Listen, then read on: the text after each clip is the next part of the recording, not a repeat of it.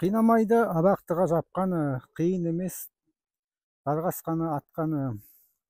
Маған қиын осылардың бәрінен өз ауылымның иттер үріп қапқаны.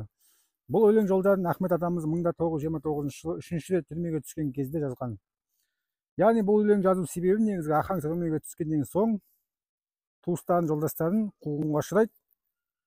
Өкінішке орай. Ал енді балаларына келетін болсақ, атамыздың тек асыранды балалары ғана болған. Аумат, Қазихан және Шолпан үшеуі. Өкінішке орай сол уақытта қуғынға ұшыраған көп туыстардың арасында Аумат пен Қазиханды ауыл белсенділері Ақкөлдің жағасында қуалап, сабап, одан әрі ат құйрығына байлап, қинап өлтіреді, өкінішке орай.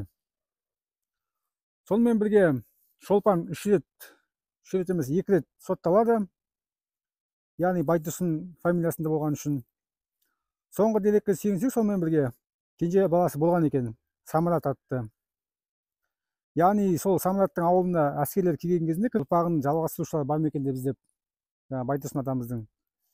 Сол кезде бір әйел үлкен қазанын жауып, Самыратты аман алып қалған екен. Самырат көпке дейін ол ахаңның фамилиясында болмайды.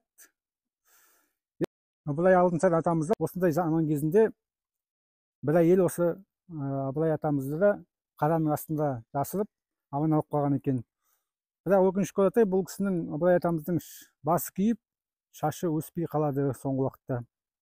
Алдағы уақытта бұйырса тарихи қызықты ақпараттармен әлде бөлсем, ұнап жатса лайк басып, тіркеліп қойыңыздар каналға. Рахмет көптен көп.